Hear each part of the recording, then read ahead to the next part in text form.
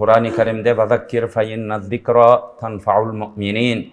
Adamlarga hakikatı eskertkin. Peygamberimiz sallallahu aleyhi ve sellem'den hadisleri uğulgan uçurlarda jüröktün azığı oşol eken.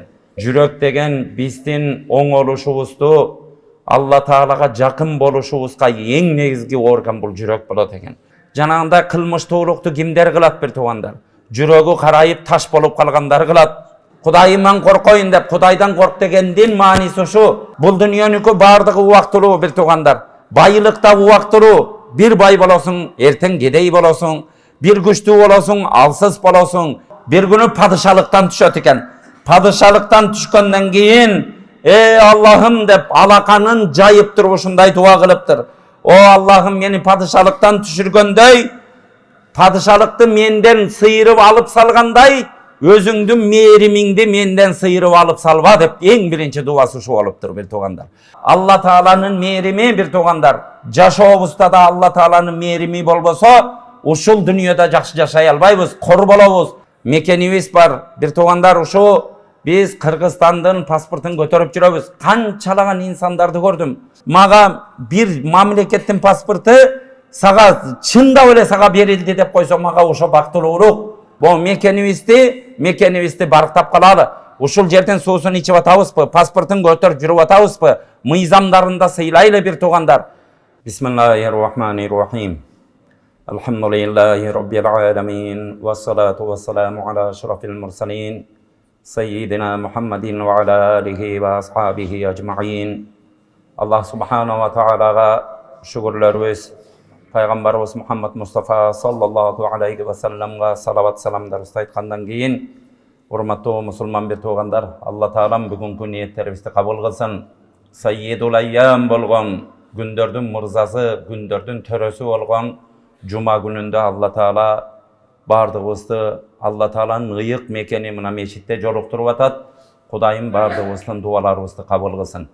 Bir tugandar, Kur'an-ı Kerim'de "Vezekkir fe inne zikra tenfa'ul mu'minin." Adamlarga hakikatı eskertkin. Bul dünyanın jalgan ekenin, ahiret gününde surak bar ekenin, Allah Taala'nın jalgızdığın, paygambardın uşunda ak paygambar bolgonun bardığı hakikatı eskertkin. Eskertүү momundarga, jürögünde imanı barlarga payda beret deydi. Bir tugandar, eskertүүsüz kalgan uçurlarda adam özün özü jogotup alat eken. Uşu meçitlerde aytılgan Allah Taala'nın sözleri, ıyık ayattары okulup atat. Peygamberimiz sallallahu aleyhi ve sellem'den hadisleri uğulgan uçurlarda jüröktün azığı oşol eken. Bir tugandar, Peygamberimiz sallallahu aleyhi ve sellem silerдің денеңерде bir muştum et бар. Eger oşol et oңolsa bardık denеңер oңolot деген. Eger oşol et bir muştum et buzulup kala turgan bolsa bardık denеңер buzulat. Al jürök emespi deyt bir tugandar. Jürök degen bizdin oң oluşubuzdu Allah Taalaga jakın boluşubuzga eң negizgi organ bul jürök bolot eken. Jüröktün azığı, anı azıktap turuşubuz kerek. Denimizge bırış girbesin, denim oğurup kalbasın deb emne gana hareketlerdi kılıp atabız. Oşo siyaktуу bir tugandar, menin manavi içki dünyöm, negizgi ahiretke bara turgan denem tozoko küybösün. Allah'ım meni uşu baktululardın arasına koş. Menin denem daima oңoluu jolunda жүрsün. Men baskan turganımda senin razılığında jüröyün devgen niyetimiz oşo tam toluk bolgon bolsa bir tugandar, daima jürögübüzgө koңul buralı.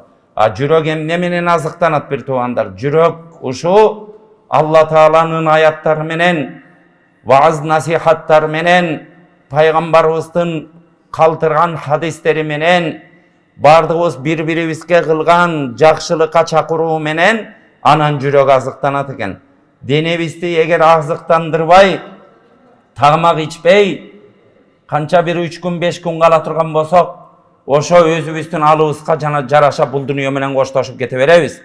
Birok jürök azıktanbasa dagы tak oşondoy eken bir tugandar. Kançalagan insanlar köçölörde bilesiңер, janagında kılmıştуулuktu kimler kılat bir tugandar. Jürögü karayıp taş bolup kalgandar kılat. Jürögü karayıp taş bolgondor barıp turup adamdın kanına giret. Жүрөгү таш болуп калгандар ата-энесин сыздатып, ыйлатып туруп таштап кетет. Жүрөгү таш болуп калгандар баласын жетим кылып көчөгө таштайт. Жүрөгү таш болуп калгандар арам нерсе жейт. Бир туугандар, бирок жүрөгүмдү таш кылба Алла Таалам деп. Жүрөк деген ушундай нерсе экен, ушундай аппак нерсе экен. Бир күнөө кылган сайын бир точка пайда болгон сыяктуу. Мына бул стенаны элестетип туруп, бир точканы минтип басып койсоң, ошо тете алыстан көрүнөт. Бир күнөө кылган сайын ошондой точка болуп отуруп, эң аяга акыйкатты кабылбаган ташка айланып кетет экен бир туугандар. Кудайым сактасын. Бардыгыбыз мечиттерге келгенибиздечи жөн эле барып коеюн, досум барып атат, же болбосо намаз окуп койсом ушундай болот экен деген ниет менен эмес. Ушул үйүбүздөн келатканда өзүбүздү гусул кылып, дааратыбызды алып, жакшынакай кийимдерибизди кийип, бир ушундай бир майрамга бараткандай Алла Тааланын астына баратам деп, эгер бир начальникке, бир министрдин кабинетине кирсең, ушинтип эле колуңан келген нерсени кийип кете бербейсиң. Үйүңдө болгон көйнөгүңдү түктөп, болгон костюмуңду түктөп, анан ошентип туруп барасың. Эми Алла Тааланын үйүнө хулу зинатакум инда кулли масжид. Масжид ар бир мечитке келерде, урматтуу бир туугандар, биз зинатыбызды, кебете кешбирибизди келиштирип, ошого жараша кийинип, ошого жараша жүрөктөрүбүздү түздөп, ушул Алла Тааланын астына келатам деген сезимдер менен келели. Бир туугандар, мына ошон үчүн ар бирибиз ойлонолу дагы, жүрөгүбүзгө ушул насихаттарды кабыл кылып, Алла Тааланын аятын угуп атам. Ушу кыбланы жүздөнүп отурганыбызда Кудай Тааладан сурап, бардык нерсе Алла Тааладан бир туугандар. Ошо жүрөктү жумшарта тургандагы Алла, акыйкатты кабыл кылдыра тургандагы Алла. Ушу насихаттарды угуп атамбы? Кудайым ушуну жүрөгүмө киргиз. Кудайым жүрөгүмдү мени жакшылыктар менен сугар. Жүрөгүм жумшак болсун. Алла Таалам мага ушундай жакшылыктарды насип кыл деп, жакшы ниеттер менен мечиттерге келип, мечиттерде ошондой вааздарыбызды угалы. Эгер алымдарыбыз айтат, Алла Таалам эгер бир пендесине жакшылыкты каалай турган болсо, ага эки нерсени ага жеңил кылып коет деген. Биринчиси Алла Тааланын мээримин дайыма эстеп тура турган кылып коет дейт. Бир туугандар, Аллах Субханаху ва Таала эмне деген мээримдерди бизге төгүп атат. Алла Тааланын мээримин эсептесек эсебибизге чыкпайбыз. Анча-мынча проблема дей беребиз. Бул дүнүйө ушундай дүнүйө бир туугандар. Дүнүйөгө келдикпи? Биз дүнүйө сыноо дүнүйөсү деген. Бир казанды элестеткиле, казандын ичине бир эт салып койсоң, бардыгы бирдей ошо жерде кайнап, ошо жерде күйөт. Бир туугандар, дүнүйө деген сыноо казанынын ичине келгенбиз. Баарыбыз сыналат экенбиз. Баскан турганыбыздан, кылган ишибизден, байлыгыбыздан, кедейлигибизден, оорубуздан, сообуздан, бардык нерсе. Оорулудай сыналат, соо киши соодой сыналат, байдай, кедейдей, чоңдой, кичинедей сыналат экен. Бирок ошонун ичинде бир туугандар ушундай сыноо дүнүйөдө жашап атабызбы? Анча-мынча сыноону мындай алып туруп, бирок биз жакшы жагын ойлонолучу, урматтуу бир туугандар. Аллах Субханаху ва Таала мээрим кылып, Кудайым бизди ушинтип чоңойтtu, жакшы жашоо берди, ушундай турган турпатыбызды берип атат. Алла Тааламдын ушундай рахматын, бизге төгүп аткан ден соолук, башка ниматтарын, Кудайдын барды рахматын эстеп, Алла Тааланын мээримин эстеп жүргөн бул адамга, эгер ошону эстей алсаң, сен билгин дейт. Алла Таала мага жакшылык каалайт экен, мага жакшылык берип атыптыр Алла Таалам. Мен дайыма Алланын мээримин эстейм деп. Экинчи нерсеси, Алла Тааланын да бир күнү жазалап кое турган күнү бар экенин эстен чыгарбаган. Кудайым мээрим берип атасың, сен Ал-Каххар, сенин каардуу деген да сыпатың бар. Кыямат күнүндө эсеп кысабың бар. Сен дагы бейиш тозокту жараткансың. Алла Таалам сенин бир азабыңа калып калбайын. Кудайымдан коркойн деп, Кудайдан корк дегендин мааниси ушу. Бирөөгө мазлум, бирөөнү алы жок, бирөөнүн малын тартып жеп алып аткан болсоң, күнөө иш кылып аткан болсоң, Құдай чийип берип койгон, Алла Таала могу рамканын ичинен чыкпа деп чийип берип койгон нерселерге барып урулуп аткан болсоң, бирок Кудайдан корк дегендин мааниси ошол. Кой, Алла Тааланын чегинен чыкпайын, Алла Таала мени жазалап койбосун деп ойлонуу дейт. Бул Алла Таала мага жакшылык каалайт экен, Алла Таала мага жакшы көрөт экен, мага жакшылыкты берип атыптыр деп бил дейт. Урматтуу бир туугандар, мынтип ойлоно алган киши ойлонот. Ойлонбогонуна Кудайдан корк десең дагы касам ичип аткан адамдарды көрүп атабыз. Деп ушак айтат, ар жерге барып туруп сени чагымчыл кылат, ар жерге ар нерсени жаят.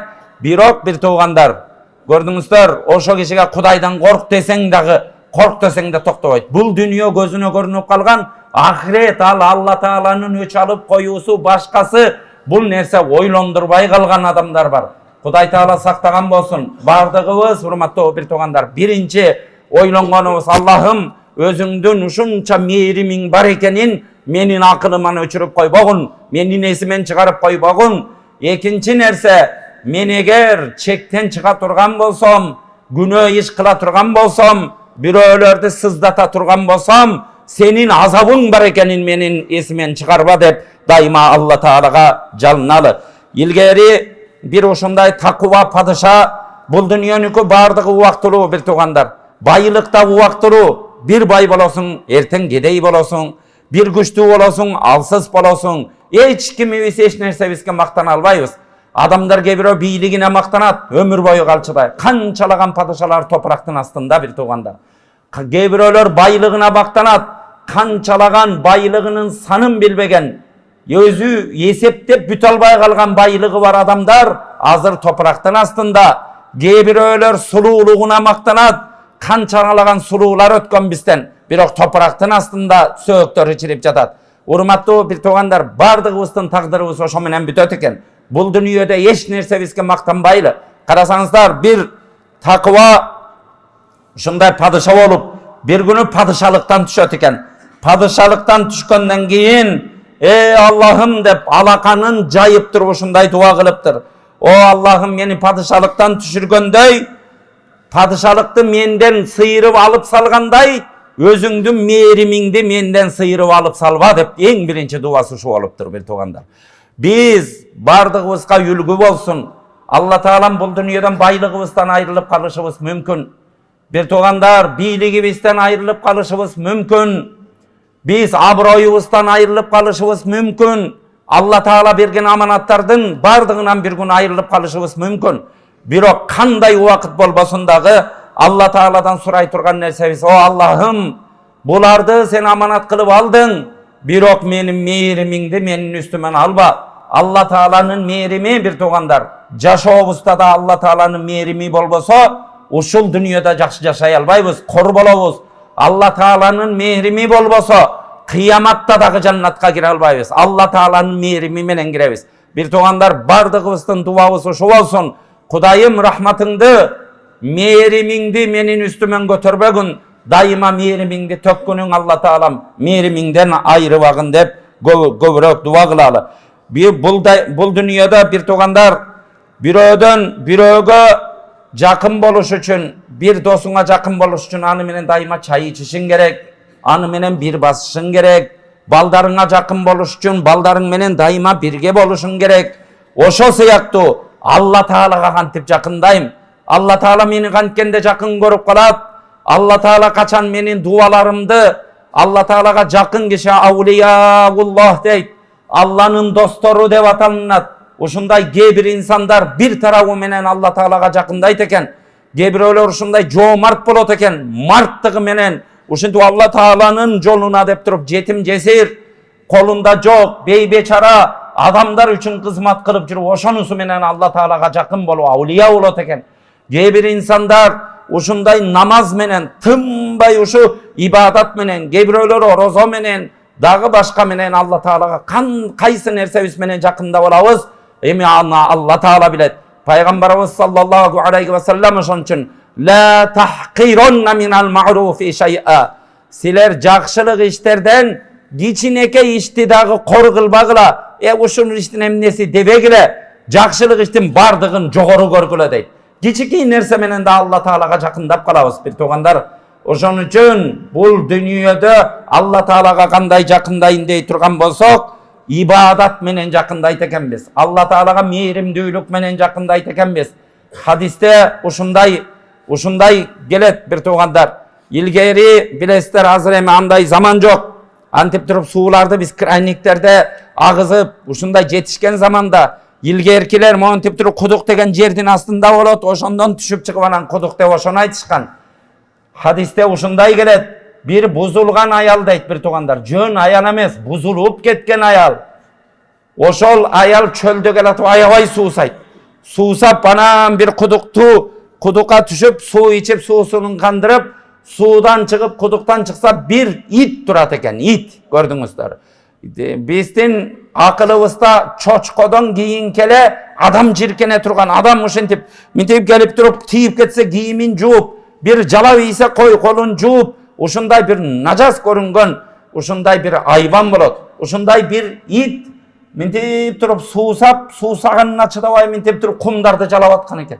Ошол аял чыгып туруп ушундай мээрими ачып кетип, баягы боор ачып кетип, мен жаңы эле суусап атпадым белем. Мендей суусап атса керек ушу деп туруп, кайра кирип кепичине, өзүнүн кийип жүргөн кепичине суу толтуруп, чыгарып итке берет экен.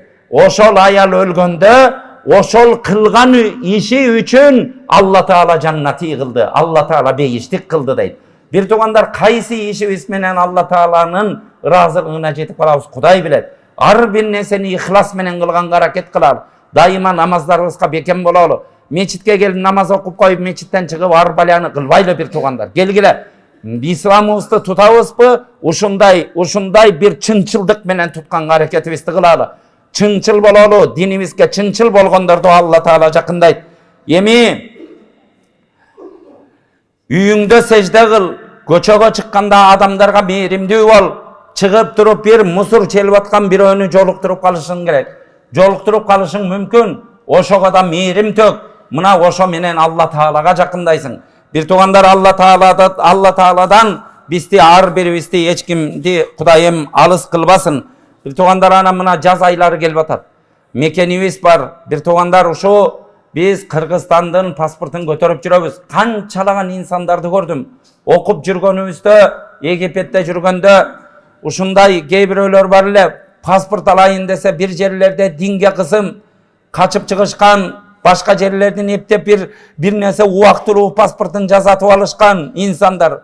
Барып туруп ошол жерде 10-20 жыл эптеп чоюп окуп, ең ағында ушинтип ыйлаган кишилерди көргөм, паспортты кармап алып туруп, ушу паспорт мага бир мамлекеттин паспорты сага чындап эле сага берилди деп койсо, мага ошо бактылуулук. Мен туулган жериме барып деген, туулган жериме барып, азыр бара албайм, динге кысым, барсам түрмөгө камайт, башка кылат. Эгер ошого уруксат берилип, мага ушу жата тургандай бир 2 квадрат жер берилип туруп, болду сага тийбейбиз, ушу жериңде жашооңду кыла бер десе, эң бактылуу адам мен болот элем деген адамдарды өз көзүм менен көргөнмүн. Бир туугандар, ыйлап ушу паспорттун айынан жинди болуп кеткен адамдарды көргөнбүз. Сурогу бүтүп эми кантип каяка барам деп отуруп, акылынан ойлоно берип, күнү түн ойлоно берип туруп акылынан кетип калган адамдарды көрдүк. Муну эмне үчүн айтып атабыз бир туугандар? Бардыгы шүгүр келтирели. Көтөрүп жүргөн паспорттарыбызды 2 күндө бир жоготуп, кайра жаңысын жасатып алам, кайра минтип алам. Бир туугандар, ошентип жүрөбүз биз аны. Бирок адамдар ага зар болгондор бар. Мондай мекенибиз, чегераларыбыз турат бир туугандар. Бу мекенибизди барктап калалы. Ушул жерден суусун ичип атабызбы? Паспортун көтөрүп жүрүп атабызбы? Мыйзамдарында сыйлайлы бир туугандар. Атыйуллаха ва атыйур расула ва улил амри минкум. Алла Таалага баш ийгиле, пайгамбарга баш ийгиле, силердин шайлап алган башчыларыңарга баш ийгиле дейт бир туугандар. Биз мыйзамдарыбызга баш ийип жашаганда аракетибизди кылалы. Жаз айлары келатат бир туугандар. Мекенибизди сыйлайлы. Көчөлөрдөчү биз мусулмандардан ушуну көрбөсүн. Келаткан мороженейди алып, кабыгын ыргытып, тамекини тияка ыргытып, баклажканы бияка ыргытып, бул нерсе менен мекен сыйлоо болбойт. Муну жөн эле адам деп эле, мунун эмнеси дешибиз мүмкүн бир туугандар. Бирок маданият ушундан башталат. Үйүңдүн ичине баклажка ыргытасыңбы? Үйүңдүн ичине бир мусор ыргытасыңбы? Биздин мекенибиз ушу Кыргызстандын паспортун көтөрүп ушул жерде жашап жүрөбүзбү бир туугандар? Суусун ушул жерде ичип атабызбы? Al munafıklık bolup kalbasın. Militsiyani görsen korkup, anan özüңçө girgende arbalanı kılıvergen al munafıklık bolot bir tugandar. Mekenibizde sıylaylı, ayağına çayın sıylaylı. Geliңizler jer-jerlerge hazır. Uşu göçöttörde oturguza turgan jer, göçölörübüzdü jok degende koro jaylarыбызды tazalay turgan mekenibizge daima dua kılalı. Allah'ım ya Rabbal alamin, menin ömürüm, dindik kanım uşul jerde tamdı. Baldarım uşunun üstünde oynasın. Uşunu biröөлөр erteң basıp alıp, baldarыбыз ar kimdin göçösün şıpırıp, ar jerde uşu pasportка zar bolup kalbasın dep köpürөөк dua kılalı. Hubbul vatan minal iman. Mekendi suyu bu imandan deyip bir tugandar. Kudayım mekenden ayırıbasın. Karasaңыздар бұл дүниеде жаныбарлар жылаандагы туылган жерин канча жыл мына ушу окумуштуулардын изилдегени бар. Өзү туылган уяны канча жыл издеп отуруп кайра таап алат экен. Жылан туугандар. Эми адамбызбы? Адам болгондон кийин ушул жерлерди сыйлап, ушул жерлерге урмат көргөзүп, mekenibizin üstünde жақсы жашашты Kudayım nasip kılsın. Allah Taalam жүрөгүбүзгө takıvalık versin. Bir tugandar meçitke gelgende İslamdın adebi menen adepteneli. Meçitke çıkıp, boldu namaz büttü kayra işimdi kıla verem emez. Bir tugandar meçitke geldik mi? Meçitte musulman bolup atabız mı? Bazarda da musulman bololu. Meçitte musulmanmız mı? Göçöde ketip atkanda musulman bololu. Meçitke gelip saptarыбызды түп-түз алып атабыз mı? Göçöde maşinebizdi parkovka kılganda dağı tak oşondoy musulman bololu. Meken sıyloo degen oşondan çıkat. Ar biribиz adep bolbosoçu. Adep bolboso bir tugandar. Senin okugan namazından ne payda? Adep bolboso tutkan orozongdan ne payda? Adebin bolboso senin tün içinde turup alıp turup tahajjud okuganından ne payda?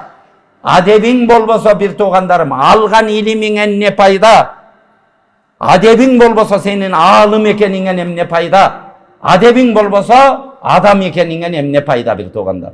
En birinci adep turat eken. Peygamberimiz sallallahu aleyhi ve sellem'in adebin Ayşe yenebizden bunun kuluk münösü kanday ele degende hulukuhul Kur'an.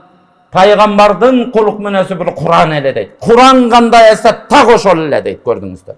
Bizdeki Kur'an kanday olsa tak oşonday bolbatağı je Kur'andan 10.000 kilometre alыс bolbataыбыз bu bir ele estetip görölçü. Kur'an emne de batat bizden jaşoğuz kayakta jüröt. Gördünüzler. Kur'andan kança kilometre alыс bolsak jannattan oşonço kilometre alыспыз bir tugandar.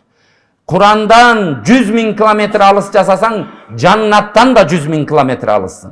Bir tugandar oylonoldağı bardığыбыз inşallah Kur'andarыбызга mal kılalı, жүрөгүбүзгө takıvalık versin, mekenibizge tınççılık, amançılık versin. Meken üstünde kiçiki nerseden başlap tege mekendin ıyıktığına çeyin Kudayım жүрөгүбүzгө salıp Allah Taalam iki dünyanın baktısın versin. Rabbana atina fid dunya hasana ve fil ahireti hasanatan ve qina azaban nar.